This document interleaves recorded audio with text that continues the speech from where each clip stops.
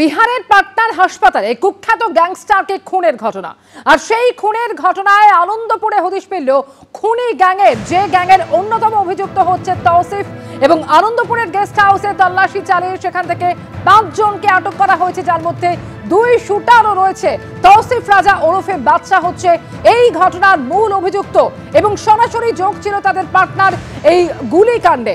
সরাসরি এই মুহূর্তে 2 প্রতিনিধি আমাদের সঙ্গে রয়েছেন। একদিকে পার্থপ্রতিম ঘোষ আমাদের সঙ্গে রয়েছেন, অন্যদিকে আবির দত্ত আমাদের সঙ্গে রয়েছেন। দুজনের কাছেই আসবো, তবে শুরুতেই যেরকম জানাচ্ছিলাম আপনাদের, এই তৌসিফ রাজা ওরফে বাদশা হচ্ছে ঘটনার মূল অভিযুক্ত। যে 5 জনকে আটক করা হয়েছে তার মধ্যে তৌসিফ রয়েছে, অর্থাৎ 2 শুটার এবং কমান্ডো নিয়ে অভিযান চালায় কলকাতা পুলিশের STF। সেখানেই এই 5 জনকে আটক করা হয়।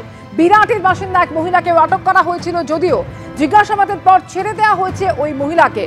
বিহারের হাসপাতালে শুট আউট এবং এই ঘটনায় যোগ থাকার অভিযোগে নিউ টাউন থেকে আরো 5 জনকে আটক করা হয়েছে গতকালই। সিসি ক্যামেরার ফুটেজ ধরে দুষ্কৃতীদের গাড়ির হদিশ পেলে বলে খবর পুলিশ সূত্রে।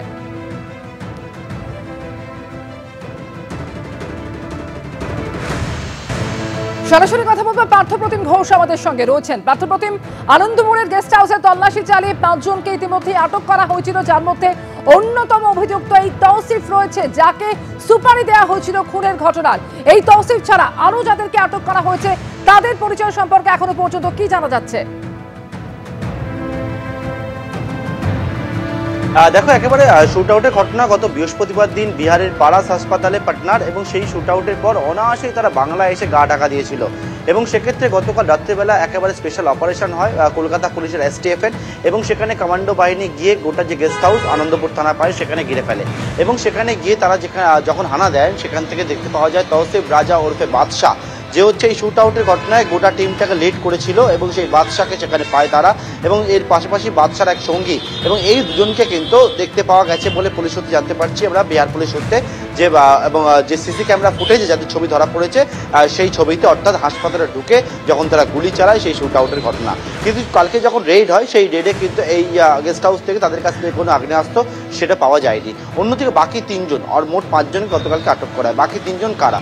বাকি 3 জনের মধ্যে একজন হচ্ছে তৌসিফ রাজা ওরফে বাদশার ভাই, যে বাদশার ভাই কিন্তু প্যারালাইসিস, এবং তার পরবর্তী তার কিছু চোট লাগে, এবং যার পরবর্তীকালে তাকে একবার অ্যাম্বুলেন্স নিয়ে আসা হয়, এবং সেখান থেকে তাকে SSKM হাসপাতালে চিকিৎসার জন্য নিয়ে যাওয়া হয়। এবং যে অপর আরও একজন, সেটা হচ্ছে তৌসিফের ভাই যে প্যারালাইসিস, তাকে দেখভাল করার জন্য যে মেল নার্স সবসময়ের জন্য থাকতো, তাকেও কিন্তু একবার বিহার থেকে এখানে নিয়ে আসা হয়েছে ভাইকে দেখভাল করার জন্য।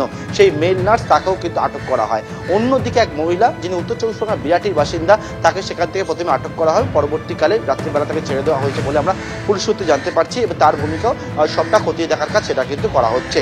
কিন্তু সবথেকে বড় বিষয় যেটা, সেটা হচ্ছে যে একবারে বিহারে শুট আউটের ঘটনা ঘটালো, এবং তারপর তারা এসে পৌঁছালো কোথায়? এসে পৌঁছালো একেবারে কলকাতা শহরের মধ্যে আনন্দপুর এলাকায়, এবং তারা শুক্রবার দিনকে বিকেল বেলা এই গেস্ট হাউসের মধ্যে আসে বলে জানা যাচ্ছে। এবং প্রত্যেকে নিজের নাম এন্ট্রি করে অনায়াসেই তারা ছিল। এবং এই যে সাদা গাড়ি, যে গাড়ি সূত্র গতকালকেতেই পাওয়া গেছিল, সেই গাড়ির সূত্র ধরে সিসি ক্যামেরা ফুটেজ দেখে গতকালকের এই অপারেশন, এবং তার পরবর্তীকালে গ্রেপ্তার এবং প্রত্যেকে আটক, এবং প্রত্যেকে কিন্তু জিজ্ঞাসাবাদ সেটা কিন্তু করছে বিহার পুলিশের স্পেশাল ইনভেস্টিগেশন টিমের সদস্যরা।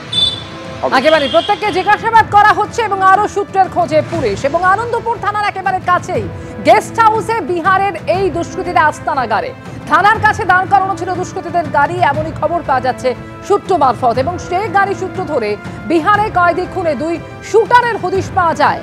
আনন্দপুর থানা থেকে মাত্র 280 মিটার দূরেই হচ্ছে এই গেস্ট হাউস, আর সেখানেই আশ্রয় নিয়েছিল বিহার থেকে পালিয়ে আসা এই দুষ্কৃতীরা। আরেক প্রতিনিধি আবির দত্ত আমাদের সঙ্গে সরাসরি রয়েছেন। অর্থাৎ আবির, বিহারে এরকম দুঃসাহসিক একটা খুনের ঘটনা ঘটালো এই দাগি দুষ্কৃতীরা, তারপর সেখান থেকে পালিয়ে এই রাজ্যে এলো, এতটা রাস্তা পেরিয়ে তারা কলকাতার বুকে অন্যতম একটি জায়গা আনন্দপুর, এবং সেখানে এই গেস্ট হাউসে আশ্রয় নিল। তাদের নাম পরিচয়পত্র দিয়ে সেখানে তারা থাকছিল, কিন্তু এত কিছু ঘটে গেল আনন্দপুর থানা থেকে একেবারে ঢিলছোনা দূরত্বে, কিন্তু প্রথমে কিছুই টের পেল না পুলিশ।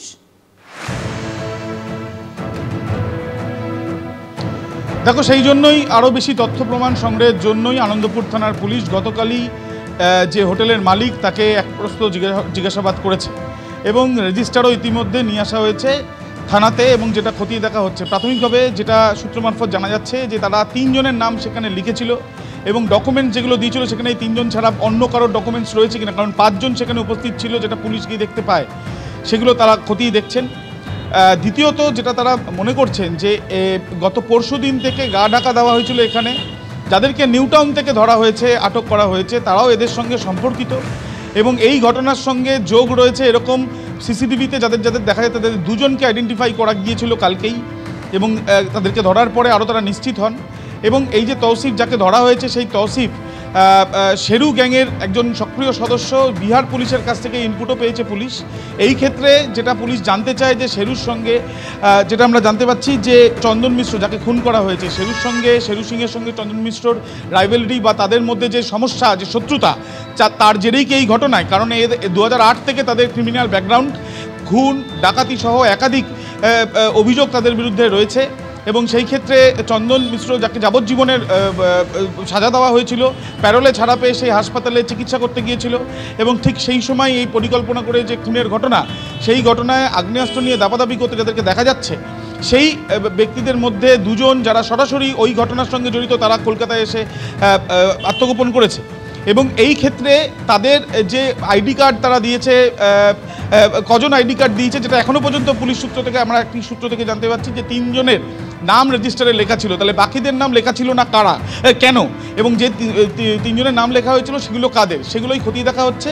হোটেল মালিককেও জিজ্ঞাসাবাদ করছেন পুলিশ আধিকারিকেরা।